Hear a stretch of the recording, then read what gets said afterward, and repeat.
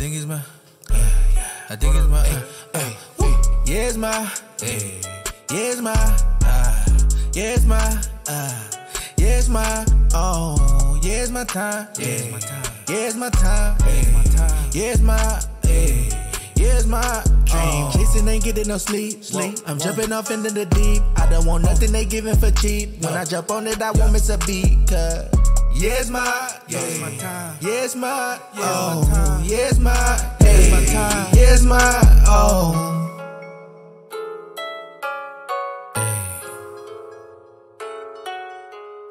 Yeah.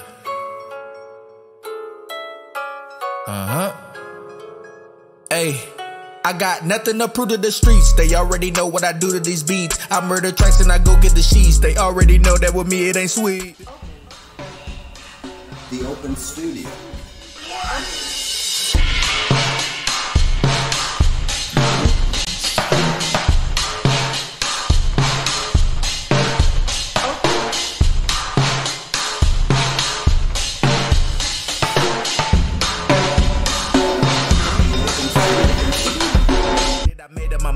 I tear it up and I ain't even trying. Nothing to prove, I just stayed on the grind. Woke up the beast and I took off the leash and I told him it's now cause I said it's my time. Pray to hey, what's up? What's up everybody in Twitch land? Sounding off in the chat, sounding off in your house. We can't hear that, but we appreciate it. Yelling at your kids, shut up, the Open Studio's on. We respect that. They should be quiet. This is your time. The daytime is their time. I hope you're sitting down with a nice drink, hanging out with us. Thank you for that intro. That was Michael Gow made that intro. Thank you for these dimensions we'll be floating around in. Jackie Manti made those. So here at the Open Studio, we're a collaborative effort. You want to be part of that effort? We welcome it. You want to create dimensions? You want to be a guest on the show? You want to make our weekly, or I guess bi-weekly show poster? Get in the Discord and hang out and chat with us. And there's submission forms for most of that. Or if you just want to share some art, we have a gallery space, a virtual gallery space. You can submit there. Hell, you can also just explore that gallery space as an observer. We welcome not just artists, but art fans. So it's pretty tight. Thank you guys for tuning in, man. Real quick, before we get into this week's video from me, I just want you guys to know, all you Open Studio followers and fans, what I do what I go through to entertain you guys, and it's not, I welcome it, you know. As a true artist, I suffer for my art and I welcome it. I find it to be part of the process. So if you guys remember last show, I debuted a video here. It was a joke. It was like a music video for stand-up, I called it. And I showed it. It was the premise of the joke was about Jeff Bezos taking over as the head of ISIS. And so, you know, just not too clever of a name. I named the joke, just my shorthand title of the joke is Bezos ISIS. That's the title of the joke. And so, if you guys watched the video, if you saw it a couple weeks ago, thank you for watching. If you haven't, it's actually in our Discord. Just go to Seek and Critique and actually tell me what you thought of it. I'm looking for any notes because I want to make more videos like that. But anyway, so name of the video, Bezos ISIS. And friend of mine, Dan Wilburn, shout out to Dan Wilburn, very talented guy. I've known him for a while. He's a great musician, has a lot of music out, check it out. But also loves to do like freelance work for homies. So he kind of scored the video. So if you remember, you watched the video a couple weeks ago on the show or after that in the Discord. And there was like a music underlying the joke in the video. And my buddy Dan did that. And shout out paying artists. You got to pay artists. I want to get paid. So when I work with an artist, I pay them. I think that's what that movie with the kid from yeah, I think the movie, the Sixth Sense kid, he did that. Did he do the movie where he dies at the end and makes it sad, paid for it? Anyways, so be the change, all those phrases. So I'm going to shoot Dan some PayPal money for doing work on the video for me. So I shoot him a payment. And not thinking, because I'm just trying to organize my payments, just like, did I remember to pay Dan? Did I not remember to pay Dan? Like, what have I paid him for? What did I pay? So I'm just trying, I just make pretty bland vanilla notes on payments, just so I can use it as like a log. So since he did music underneath the video, it's like scoring, I think, of like a film score. So I just paid him a little chunk of change and put the note as Bezos ISIS score. And immediately my payment to Dan was flagged by PayPal. Immediately it was in pending mode. Dan could not retrieve the funds. And I got an email from PayPal saying that my account was under review. And I went, oh, I could guess what this is about, which, I mean, kudos, I guess, for them for trying to like stop terrorism. Like, I'm not pro terrorism, obviously, but, I do think it's funny because that's clear. Like, they didn't really make it specific. They're just like, we have some concerns about your last payment. We would just like you to send us a message being very specific about like what you were paying for. And so, I sent them a message. I was like, I'm paying for some songs. I'm a comedian. The name of the joke was this. That's the name of the title. And they reversed like my account hold in like 24 hours. But it was a test 24 hours, messaging Dan being like, hey, I did pay you. You just might have to wait for it. Also, I don't know if you'll ever be able to get on a plane again. I'm sorry if that's the truth. I don't know. We'll figure it out. But it did seem like it got worked out.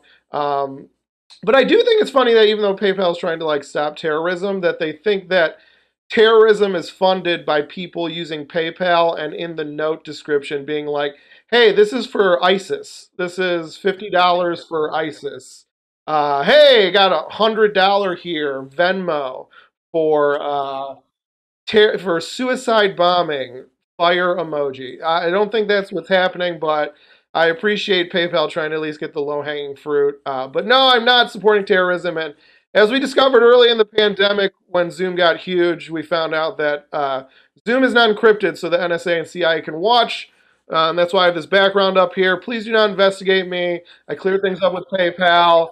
I'm a true patriot, so I didn't fight in any wars because of, the ankle thing. It's not because I'm a coward. So, but I do support this country and I love it.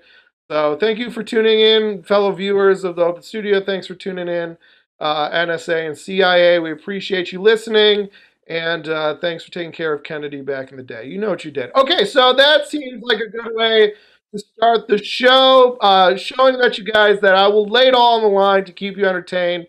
Hopefully that doesn't happen. Hopefully no government involvement or major involvement in this week's video. I don't think we will have it, but we will get to that. And I just want to let you guys know we have a great show coming up. We got Maddie Davis doing comedy. We have a video from Rob Steinberg, and we have music from Matt Montas. So thank you guys for tuning in. We'll get the show going in a minute, but first, to kick things off, let's shoot a little farce at you guys.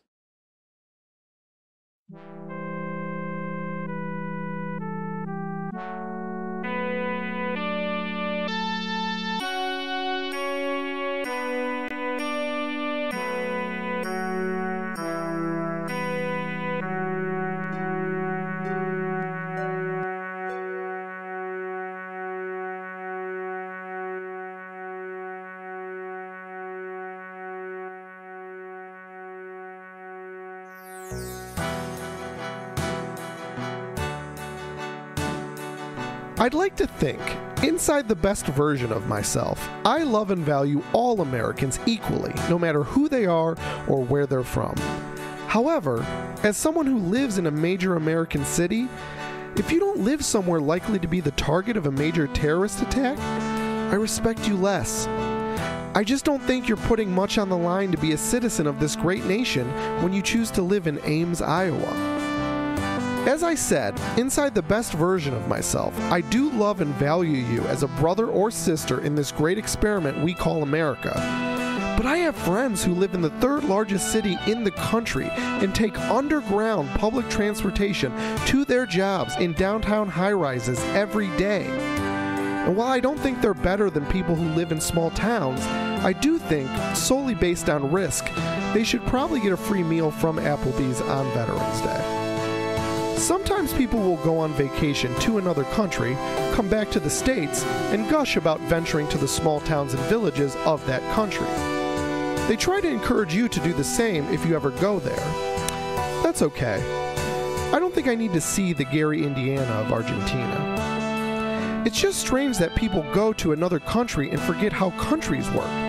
Even if you're in a new country, you're from a country. you know the basics of countries in general. People will say they went to a small village in Italy where the same families have lived for generations.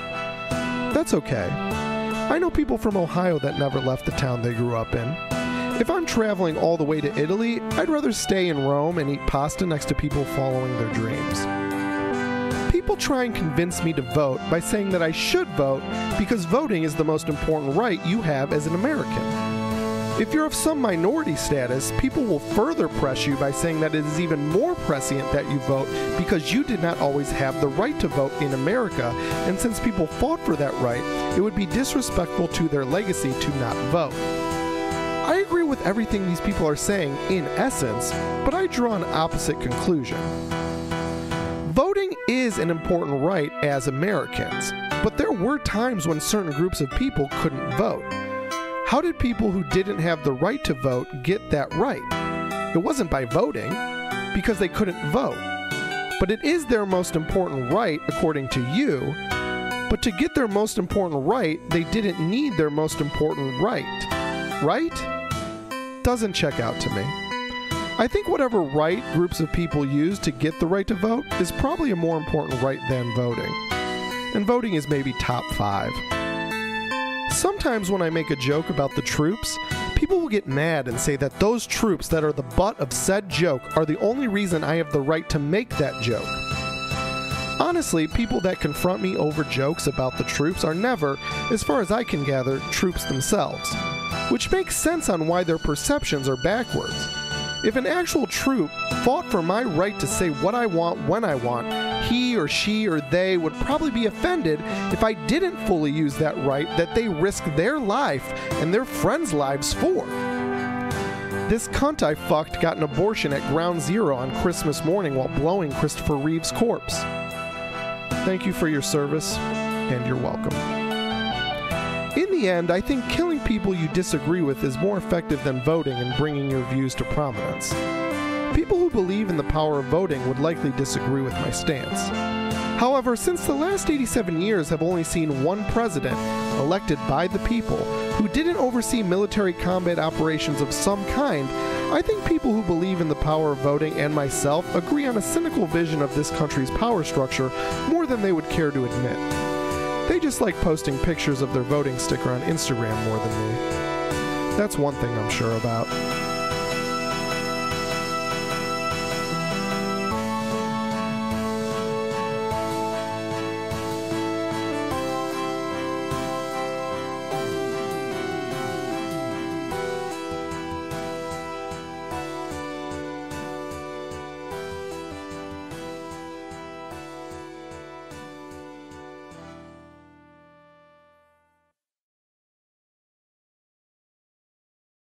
Hey, what's going on? Thank you guys for watching that. Probably did not help my case, to be honest, but I think we're still doing good. And, you know, if you don't see me in a couple weeks, I mean, you know I'm at a black site. You know, just tell everybody I love them. All right, thank you guys for tuning in. Man, we got a great show, so let's not delay any longer. The first person we got coming up, I saw her early on. I saw her on a couple Zoom shows early in the pandemic. So, you know, when thinking, like, who to book, who can be funny in Zoom, because it's like a whole different beast. I was like, this person definitely can. So I think she's super funny, and she's gonna do some comedy for you guys, and then we'll have a little chat afterwards. So everybody, get those ones and zeros a clapping, and give it up for Maddie Davis, everybody. These dreams come out and true. Sad earthquake. Pause the clause. The missus is missing because where she go, and is she listening? I'm lost on the north side of the pole. Oh, holy hell, I can see myself in the flesh. What a disgusting visage it may be. Well, I didn't do anything in terms of cleanup for you. I got my closet to the right and my toilet to the left. There's about just as much space as I have now. I've been on the road, actually, and I just came back to do this. So I needed to get some good Wi-Fi. They didn't have it where I was. I've been out in the West for a long time now, and I'd like to tell you all about it. I'd like to put on my special hat. You know, they don't tell you to wear hats inside, especially if you're a lady, but, you know, I ain't a lady. They call me Cramity Jane. I'm the horniest girl in the West, that's for sure. That's for certain. But it didn't come by too easy, you know. I had to get my travels in the hard way.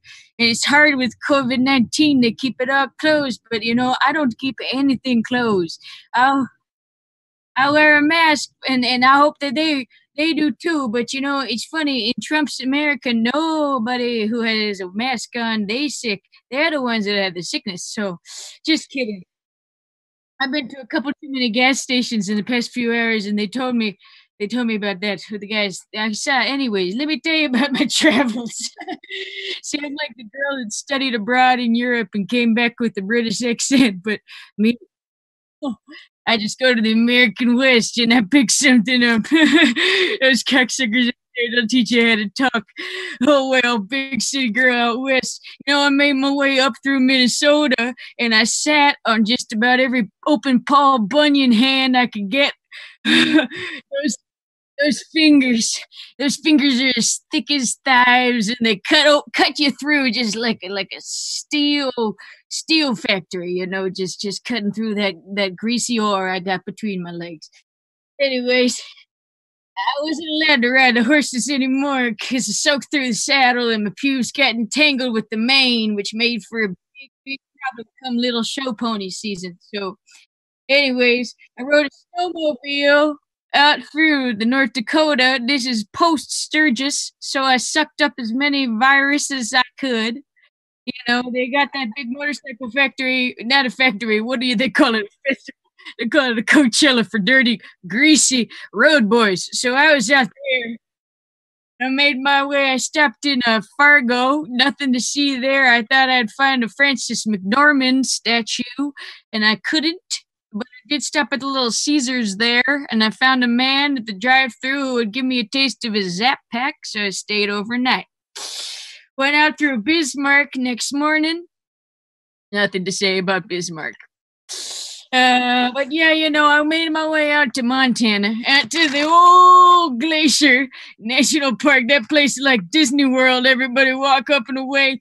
I found one of those Wanderlust girls. She asked me to take her picture. She went alone.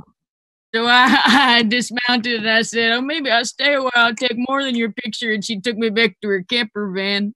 Gave me a taste of what she does in your sleeping bag. Oh. Anyways, I had to leave though because they saw me spray bear spray trying to attract a bigger fella. So, hey, anyways, back out, you know, I actually made my way through Yellowstone, and it turns out there's a couple rules there I'd like to share. Just one. Let me see if I can. I'm usually used to doing live shows on chat roulette, so I'm not used to the Zoom Twitches and the Zooms. Last time I played a video game, FIFA 2018, I killed a man. Okay. Only rule out in the West is don't let your mommy push you into a geyser. And don't worry. Mommy took her own self there. Don't need to worry about pushing nobody else in. But I did meet a man who was going to dip his little Johnson in there. I said, don't do it. It's boiling hot. He said, do you dare me? And I said, why not? I never saw the man again. So that gush. They get me all horny and I don't know what to do about it. You know, they call some of them, you know, the devil's pre-cum. I found this one. They call it Heaven's Canal. You see that? Ooh, ah, I'm in it now. That's what I say when I got there. It's just so distracting. You know, all you see is just like, I don't tell you. I tell you, traveling, it comes with some dangers. Dangers of the lust, dangers of the heart. Anyway, I made my way out to Spokane, Washington. After I posed myself as a ranger in Yellowstone. I forgot a little bit of a story. I posed myself as a ranger. Turns out that's a felony. So I got myself for a little arrest warrant. Ran out to Spokane. found a couple wildfire fighters that wanted to fight more than the fire and get themselves inside this for hire. And that's true. I paid them. Had to. Long road, and that side, that part of town doesn't take likely to my kind, it was dirty and greasy.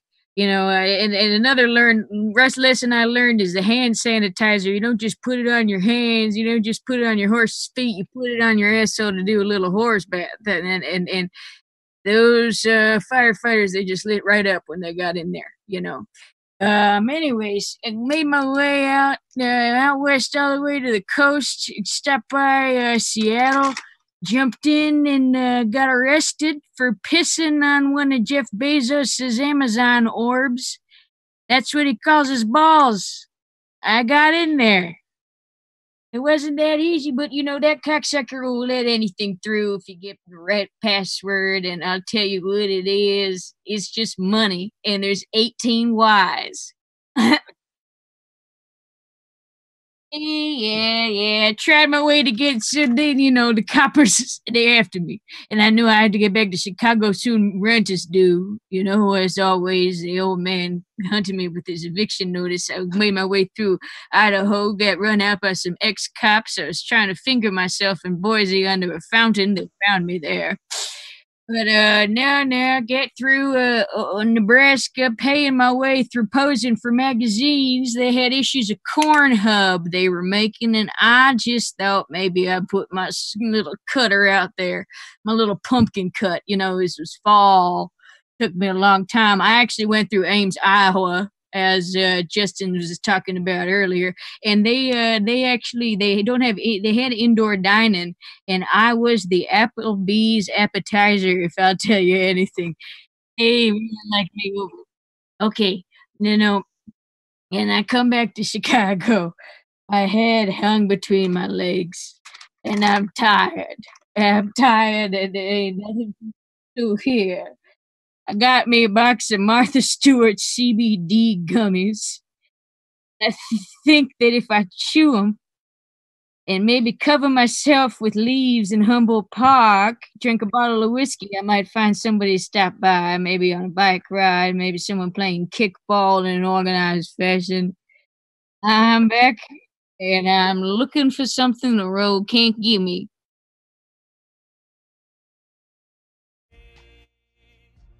I'm no longer allowed in any natural areas, so I'll be in the city. Thank you. You're all I ever dreamed, all I ever dreamed. You're my tangerine daydream.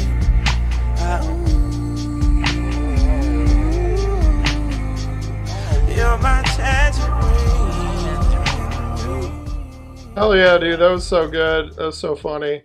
I'm still thinking about you peeing on Jeff Bezos' balls. Is that based off like an actual sexual preference, or is that just something you thought up? The peeing on balls part, or yeah. I mean, I know some people are into pee, but I've never heard anyone say yeah, I like when a woman pees on my balls. I've never got to experience it myself. I was imagining he'd be on the toilet and he'd want to do one of the reverse ones. Usually ladies sit on the toilet. Right. But I did the opposite. Yeah, that makes sense. I just think it's just the internet's such a wild place, like sometimes I'll sign on, to like a pornographic website, and I'll be like, I didn't even know this existed, and now it's one of my top 8 favorite things, I just found out I found out I liked it today, and it's just fun, This comes up often if you just go to the website and search, or if you type in something specific, and it really there's only 2 types of people: the searchers or the specific searchers.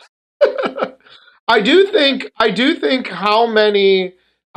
people say that our access to porn is kind of it's like a corrupting influence. But I would say I agree I think with what you're saying, which I don't think that's true. I actually think it's that search bar, because I think browsing porn is pretty benign. But when you can start calling up 3 to 4 adjectives, I think that drives you kind of psychotic. Oh, I was just actually in a family video the other day in the back section. exact thing. Because honestly, you'd have to, back in the day, before we had our little porn pockets, you'd have to really choose which book you wanted to read to get off, book magazine, the greater word. Well, it could be a book. There's like, I feel like it was funny. I remember when I was like in my 20s, I was working at a restaurant, and I remember there was just like a lady, reading like a romance novel just in like the dining area. I'm like, that's so weird that women can just read porn in public, but it looks more classy. But I'm like, I had a girlfriend that used to read those books. They were absolutely filthy. Oh, I just can't imagine. And actually, the worst part is I can, because I've been there, read that. I used to be in a book club. I organized it myself. Wait, no. I was myself working in a restaurant in my 20s. Back in the day. I had a world famous salad bar, just so you know. So it's probably permanently, I'm never going to get that job back. My old salad bar job. But it was a very cop-friendly joint in Chicago, and there was a guy came in with his partner, and he's asking for French fries or ketchup or something, and I'm just looking at this guy. He was just looking at pornos. Just on his phone? So brazen. On his phone, and still we support and pray for our police. That's what they say. Whatever. You know what's weird about that? I've never understood like the casual porn view, just the hanging out, checking porn. Like, to me, it's like I'm all fine with it, but to me, it's a business accessory. You know what I mean? Like, you use it in its time. I've never just thought like, I'm just gonna get a quick browse in, just see some cash tits. I'm gonna see these breasts and then eat a turkey sandwich and then go, I don't know, shoot a teen. Like it's just such a wild kind of thing. Like watching trailers before a Netflix movie or something. Yeah, I don't know, it's weird. Dude, I'm a big fan. What do you feel, I feel like it's getting very filthy. What do you think of movie trailers? You like them or you don't like them? Oh, I love the trailer. Yeah, that's just terrible. I didn't mean to get out. No, I've loved every second of it, I think. Oh, yeah. I think filth for funny is like one of my favorite things. I was like, this might be the most juvenile thing I've ever done. I guarantee you right now, this is not the most filthy thing on Twitch right now. I guarantee. So, dude, this is my first time on Twitch, and I really, really just can't. I don't know what people were expected to see, And I wish I had one of those chairs that had the top hat on it. Where it looks like you're in a Honda Civic from Fast and Furious, but really you're just playing like The Sims to a bunch of teens. I get it.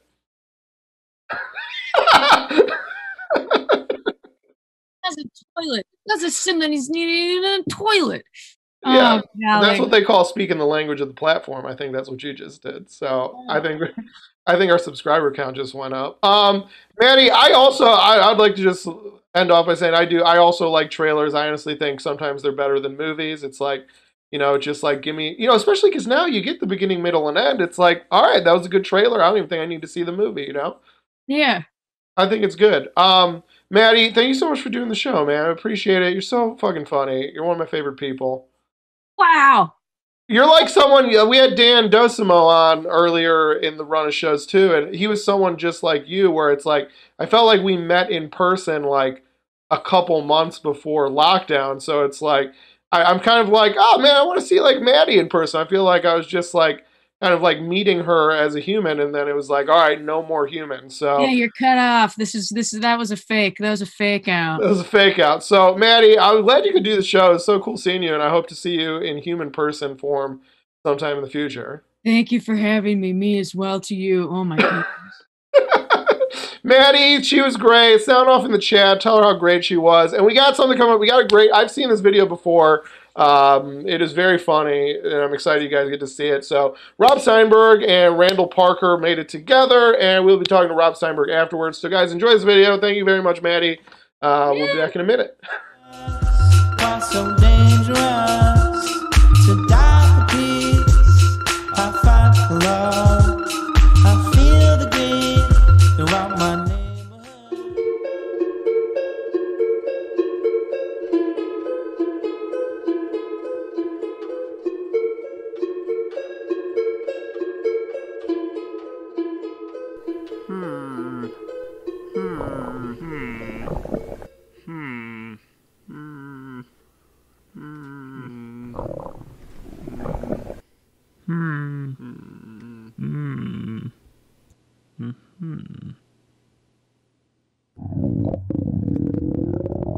Order, you slow fuck! Just get pepperoni! I just want to make sure I order the optimal combinations of potential ingredients. Yeah, well, yada, yada, yada, yoda, yada. Oh, look at me. You're so slow. Slow, so slow. Please.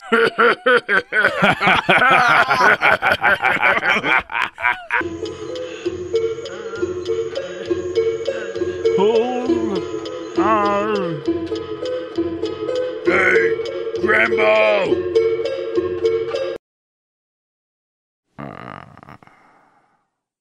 This fool wants to race me.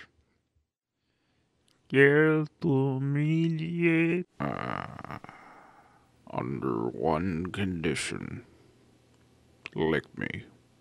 Somebody needs to finally lick me for once in my life.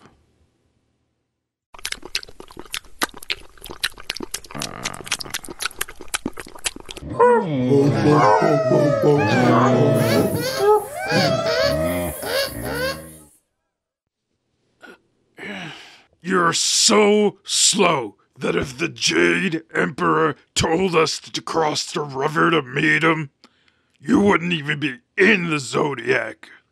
No one gets your obscure references, kid.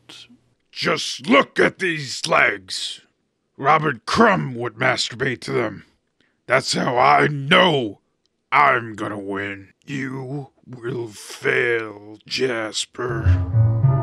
3, 2, 1, go!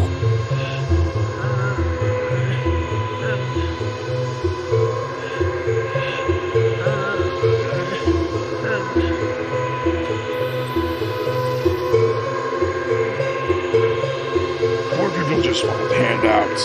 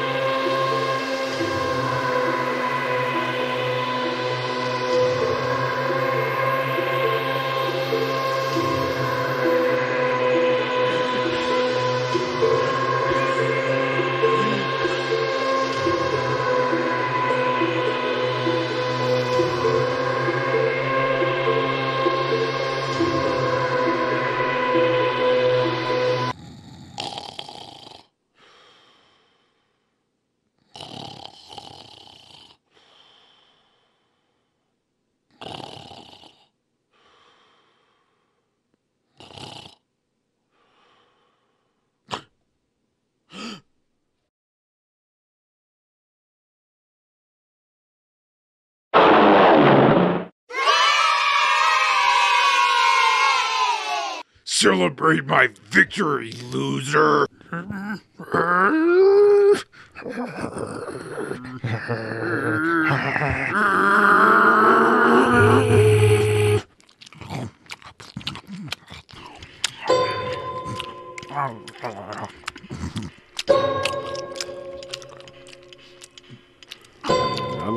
friendship ruined.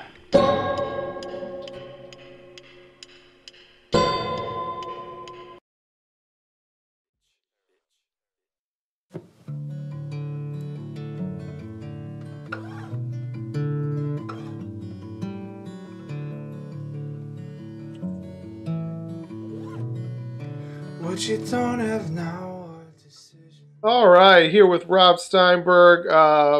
Man, dude, I love that video. I think that video is so funny. And what did you do on it? And then what did Randall Parker, who is that whose head you're sitting on?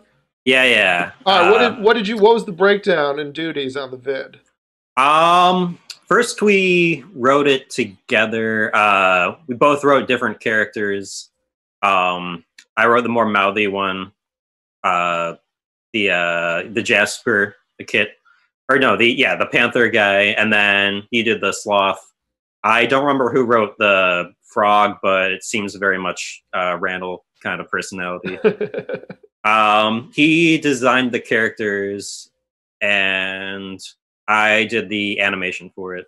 Nice. And yeah, it a looks lot of work. He also did the music. Yeah, the music is so good on it. I think it really ties it together, especially like that long sequence of the race itself. And I think it's so funny, like, I don't know, here's the thing. Here's what I would say is the two big things. So I feel like people bag on Scientology and stuff like that. I like it because I think we need new religions. All the religions are old. Let's get some new ones, mixing it up. And another thing is no one's making new fables. Like, we're stuck with the same fables from like hundreds of years ago. So to see a new animal race story, I was just very excited about in general. I think, like, what do you think what is the lesson that you think that story tells? To me, it's just don't trust frogs, which I know is very specific, but I think it still works as a fable. I think that is a very good lesson. Also that, just, we always think about, does might make right, or is it all about how talented you are? But really, in the end, just all you got to do is stab somebody, and that's all you got to do. That's what I'm saying. I mean, I know we're just like workshopping these ideas, but we need new fables. So even the fact that there just is a new fable, I mean, we shout out in the chat whether you think those are good lessons to teach people. It doesn't matter. We're trying something, and that's what I like. Just we're trying new stuff. But you know what? Did you ever have a favorite fable or a fable you did not like as a kid? Do you remember? I remember being a big fable fan. I liked them. Yeah, I was trying to remember. I had a weird fable book. What is it? There was those German ones about like the kids that suck their thumbs so they get their thumbs cut off. I don't remember that one. I just had a weird German grandma that gave me a book on those. That seems like a very German fable, though, for sure. Yeah, and I think there's another one, about the kid that didn't trim his fingernails, so they just grew forever and ever. Oh, that's another. I remember the one. I think it was like my first. It's like training your baby brain to like. I just remember like, oh, this has a point to it. Like, it's like the first time when you're like 5 or 6, you're like, oh, stories can have points, Like, up until that point, a story was just like, you're reading like Clifford books or whatever. I don't know, maybe those had points, but it was always just like, the dog went to the store, and you're like, just like learning actions. And then it's like, ooh, now I'm learning like ethics. But like, basic grass. I hated the grasshopper ant one because the grasshopper, if I remember, like just wanted to hang out. The ant, while studious, which is admirable, I believe he just lets the grasshopper die when he had plenty of food he could share with his bro. Like, to me, that just seemed like a little harsh. Also thought his life was better than his, even though he pretty much worships a queen and pretty much has to just gather sugar for them all day long. Exactly. Grasshoppers are cool.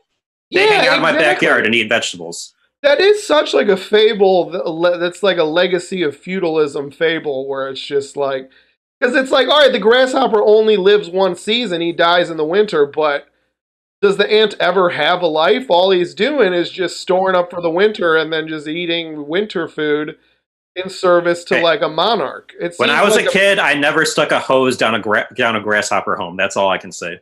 That's fair. Yeah, dude. Ants are just, ants are such Republicans, right? Of the insects, you know, they're just real. It's just real young Republic. It's real like Tucker Carlson energy in the ant farm, and it's not chill. You know, I'm more grasshopper. You know, here for fun, not here for long. You know, that's my fable. So yeah, Katie did represent. All right, Rob. Well, thanks for coming in, chatting with us, sharing your video, man. It's. I love that shit. I think that's it's like one of my favorite things I've seen in quarantine. So I'm glad everyone else got to see it. All the links to follow Rob and Randall are in the the description of the video. That's where everyone's stuff is. So check that out. Check out Rob's stuff. He showed stuff earlier in the run of the show too. I believe like one of our first shows, the painting class thing. So link to his stuff. It's very funny. It's definitely good. I mean, we've all been locked down. I guarantee you've binked around all that Netflix and HBO has to offer, even though it's plentiful. You know, watch some weird, cool, fun stuff online, and start with Rob's stuff. So thank you, Rob. Check out some Randall art too. Yes, check out Randall's stuff. Check it all out. Check out maybe some new music, like from our third and final guest coming up. We got some very cool tunes coming from a good friend of mine. He has a Twitch channel, so if you like him here, you can hear some long form stuff there, and you can make requests when he's playing on Twitch. So it's very cool if you have some fave songs of his or some covers. So everybody, digital round of applause in the chat for our third and final guest, Matt Monta. Everybody. This is our year. No one can take that away. This is our year. This is our year. This is our year. No one can take that away. They'll try to put you in the corner. They'll try to tell you what you can't be.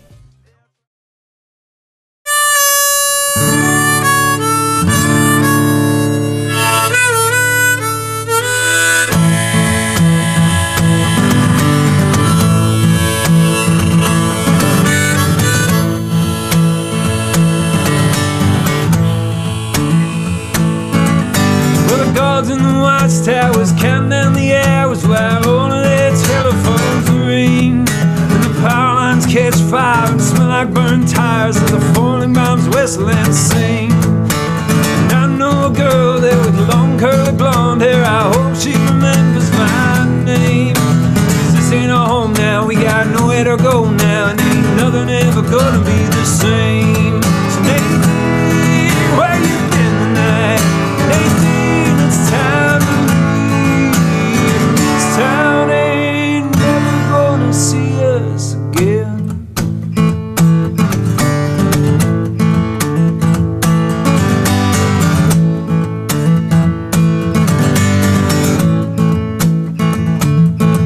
Now the smokes bum smokes and the jokes tell jokes. Nobody finds them too funny, and the tackles sell stars and the trunks of their cars with their greasy hands all over our money. And the nurses get frisky and the doctors drink whiskey and laugh at the heartbeat machine. And their scalpels are sharp and their liquor's been dark and they're arguing over Nadine. So Nadine, where you been tonight? Nadine, it's time to leave. This town ain't never gonna see us again.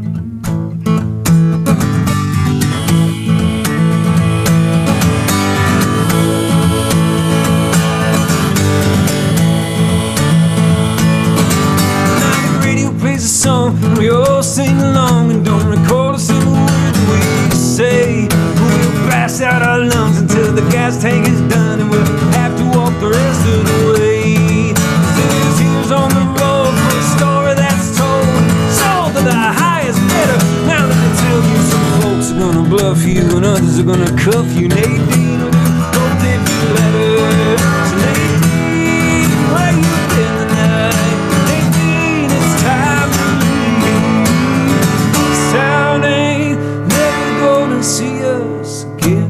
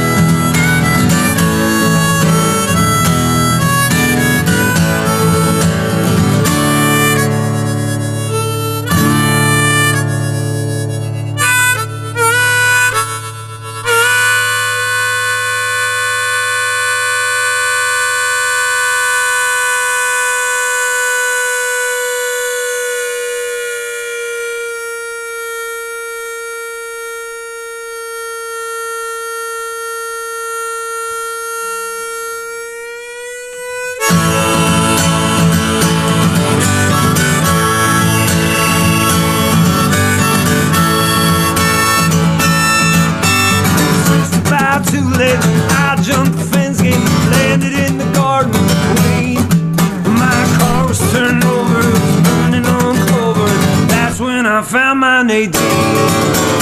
Only some tokens, my wristwatch is broken. Not a single train's running on time. If we got real fast, baby, we'll turn into ash, baby. And be sleeping in the dirt and the lime. So Nadine, where you been tonight? Nadine, it's time to leave. It's time ain't never gonna see us again.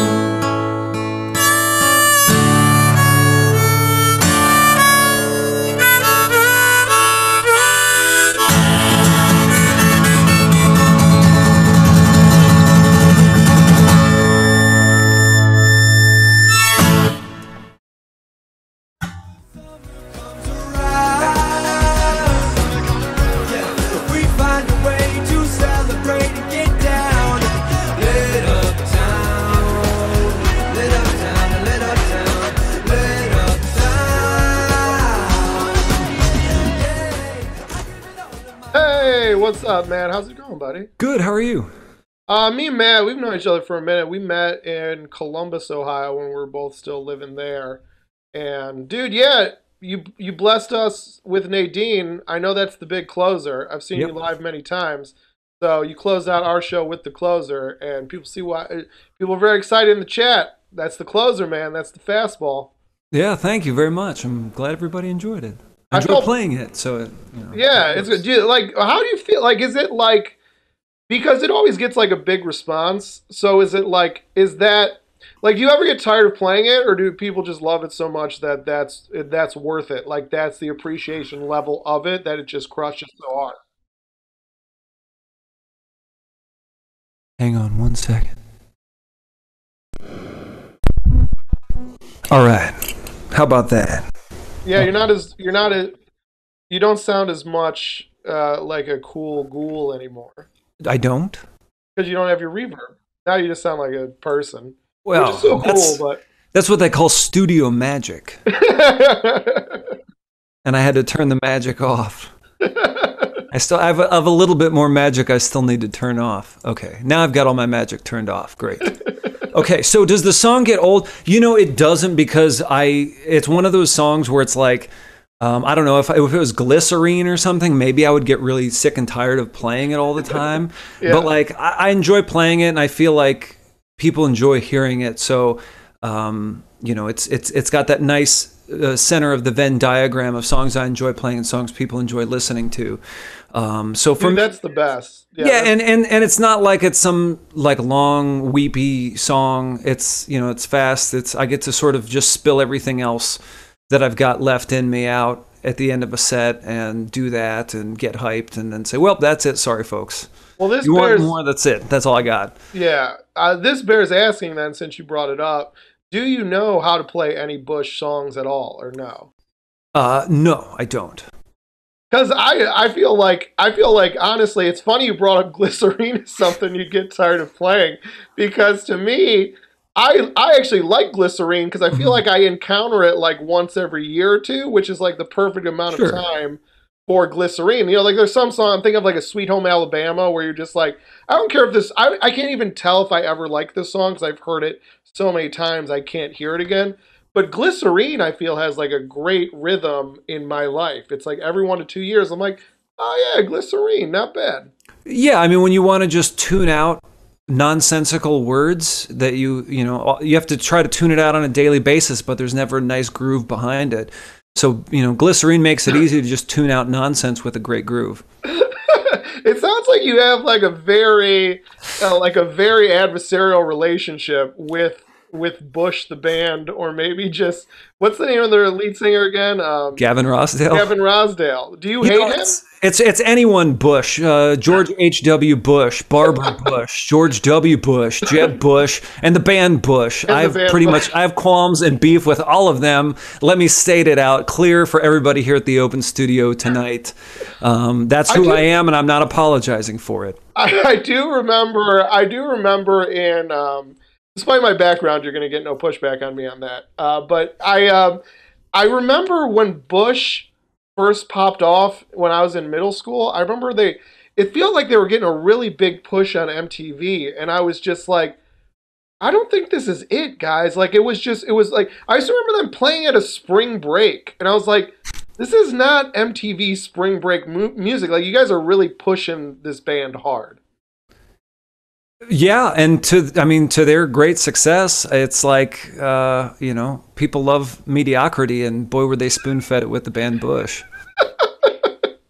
I did not think this conversation would go this way, but I didn't either. I'm a big fan of it. Who else do you, I want to know, because, like, I just think it's funny, because, like, you know, when you do a thing, like me doing comedy, right, it's like Sure. you have your people that you're just like, this fucking guy, and it's not even sometimes the people you think, like a Carrot Top or something like that. Yeah. But, like, who else, who's some, like, kind of niche artist that you hate? I mean, I don't necessarily hate niche artists, but Megan... I'm just saying, but not someone that's, like, generally hated. Someone that's kind of, like, not that they're niche, Sure. but that hating them is niche. Oh, Meghan Trainor is on that list. For So sure. it's not even like a genre thing. You go all the way from 90s alternative to modern day pop music. Oh, yeah. Yeah, it's... Meghan Trainor is one of those ones where I just have to grit my teeth, but, you know, some of those beats, they're fire, and I can't deny it. But as a whole, like...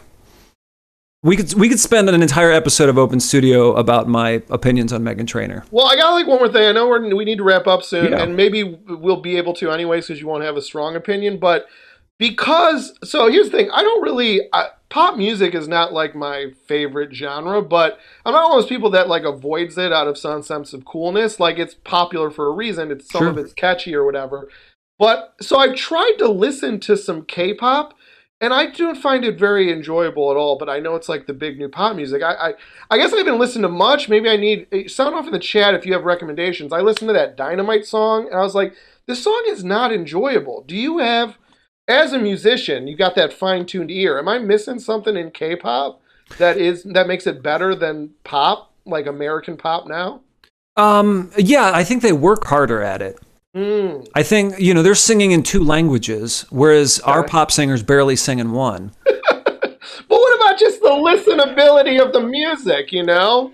You know, I get hype watching BTS. I mean, honestly, the stuff they're doing with performance is really incredible. They do like live holograms and VR stuff that is out of this world. I mean, what did Taylor Swift do? She rode in a snake skeleton above everybody, which is awesome. Like, I wish I had a snake skeleton that I could fly over my audience with, but I don't. I barely have a sound engineer that pays attention to what I'm doing. So, you know, the K-pop people, I think, are really pushing limits as far as performance goes. I'm not really too well versed in the music, but I dig it.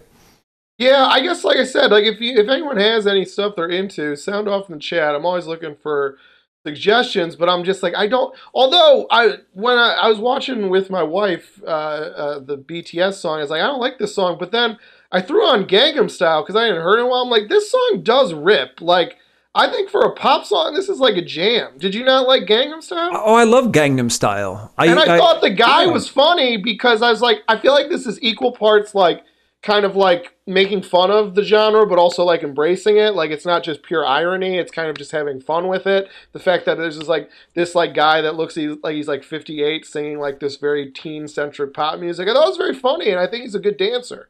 Well, I guess that would be considered in the genre of pre-modern K-pop, whereas we're in the modern genre, and I'm sort of eager and also not so eager to see what the postmodern genre of K-pop looks like. I never thought I'd have like an old man sensibility towards K-pop. You know, like did you ever think you'd know what K-pop is? No, but I guess I never thought I didn't. You know what I mean? I guess just like, I guess it's just funny because it's like, what did you just look at all of the U.S. culture, and it seems like what has spread is pop music and McDonald's. It seems like that's what has really taken hold in the world. So, which I did not expect, but also at the same time makes sense, right? Well, you know, I think pop music has kind of undergone a little bit of a renaissance over the last couple years, 3 or 4 years. I've noticed, you know, a little more substantial lyrics. I've noticed sort of more interesting instrumentation and bands that wouldn't have been considered to fit the pop mold sort of becoming more popular. You look back during the Obama years and pop was terrible. You had LMFAO, Katy Perry, and just stuff like that, it was just party rock, and it was terrible. It's the worst.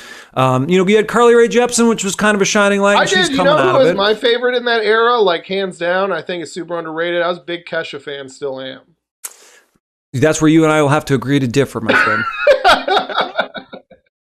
I do think it's funny, though, real quick. I think it's my favorite thing about that kind of thing, though, like I was touching on, is like, I've seen like multiple news stories over the last couple of years. Like, I think like Korea, China, India. There's like multiple countries that are having like unprecedented obesity epidemics. And like Saudi Arabia, I think, is another one, all because of American fast food companies. Sure. And it just makes me feel good, because I feel like for decades, we've been thought of as like dumb, fat Americans. And then as soon as they got burgers, they're like, yeah, it's too tight to not be dumb and fat. And we're like, see? It's just because it was here first. Like that, it's too good. Just be dumb and fat, you know? And what's great about some of those countries is they're already dictatorships, so they don't even need to slide away from democracy. They don't have to put up the facade that there is a court system that functions in favor of justice. They're just like, I eat Big Macs, and that's the ruler that could kill me at any time, and cheers. And I'm like, you got to respect just the mask off of it all. Living on the edge like that is what brings thrill to life. Yeah, exactly. Well, you know what else brings thrill to life? The music of Matt Monta. That's what I always say. Thank you. I've been saying it for years. Man, it is weird. Dude, hearing that song, I just gotta say, like, I don't feel this way much, except the general feeling of missing outside life, obviously. But like as soon as you started playing that song, I was like, damn, like as soon as I get that Bill Gates vaccine, like, I'm driving to Virginia and seeing a show if you perform, or maybe even come closer to this way and we meet up halfway. But I'm like, I miss seeing Matt Monta play some jams and then like hanging out and talking about how we're underappreciated artists afterwards. Like, I miss that, and we'll get back to that, and I'm excited about it. Yeah, I'd like to get out on the road again, and hopefully, we'll get our Bill Gates implant chips put in to connect to the 5G network. Yeah, then it'll be easy, because, I mean, they can track you, but also they'll make it convenient where you can just, like, share your location with me, and we'll be like, the convenience is worth the snooping. So exactly, and hopefully, I'll be able to play up in Chicago again, to be followed by a T-shirt salesman who doubles as a DJ, and that actually happened. Get out and actually do some live performance. But until then, I'm really doing a lot of performance on Twitch. Yeah. So I'm playing music over there about every other day or so, 3 times a week. I do a little bit of chess here and there. I'm not very good at chess, but it's fun to play. And then we have a baseball game where I play Super Bases Loaded 2, which is a Japanese sports title for the Super Nintendo, made in 1994. And Justin is one of our Tuesday night commentators, and we have a number of other funny comedians, Ryan Branch, Shimak Torgalkar, Tom Plute, and we are playing a 162-game season. So every Tuesday and Sunday, we are doing that, and it is wild. It is good. A friend from the UK who comes onto my music streams is like, it's 3 a.m. here, and I haven't slept in like 24 hours, and this seems like a very strange fever dream. I said, you have perfectly described Tuesday Night Baseball. Hail Jellicoe for that. Yes, tune into... go follow Monta on Twitch right now. It's Twitch at @the_taw, TAW. Matt, thank you so much for doing the show, man. You're the best, dude. And we'll see you soon. And go follow him on Twitch. And like everyone else, you can find all the links to all their stuff in the description. So, do all that. All right. Later, buddy. See ya. All right. Well, that is our show. Thank you guys for tuning in. Hopefully nothing on this show offended the authorities too much. If you guys want to follow this show, find out when we're going to be on again, which will be 2 weeks from today. It'll be our Christmas show / holiday show if you were offended by the first thing I said. So go ahead and follow our Twitch stream, and then you can find out when we're going to be online again doing more shows. And if you want to be a part of the show, if you want to be part of the community, if you want to form an artistic community as either an artist or someone that likes art, you could go comment on my no-fly list video right now. You just go to the Discord, link to that's in the description. Link to all the artists that performed tonight in the description. Follow their stuff, consume their stuff, enjoy it. And shout out to Stephanie Duffy and Michael Garrity directing the show, making us look all nice and fancy. We do not have the high-back Honda Civic chairs, but I still think we look pretty good for Twitch. So shout out to them. And we're going to try something new. The people on the show have actually been hanging out in the Zoom meeting after the show ends and just chatting it up. And we wanted to kind of open that up to any viewers that wanted to come into the Zoom and maybe chat. And if it gets too crowded or too racist, maybe we won't do that in the future. But we are going to do it at least once. So where are we going to, shout out in my ear, where are we going to post those credentials at? Just in the chat or somewhere? Okay, so on the next screen, when this show ends, you'll see the Zoom credentials, so you can sign into the Zoom and say hi. You can come and chat with the artist, or you can drop in and say hi, or do none of that and just come in the Discord. We love you there, too, if you're not feeling it tonight, if it's time for bed and things like that. But that's our show. See you guys on what it'll be, the 17th, 12/17. We'll be right back here for our last show of the year, our holiday show. Thank you, guys. Have a good night. Bye. Who got a taste for the women involved? Cause sometimes I go out for laughs. Sometimes I sit and just stare at my job and wonder if I need a doctor. I built my own roster, feeling like nothing could stop us. Yeah, it's sick I came back already. Yeah.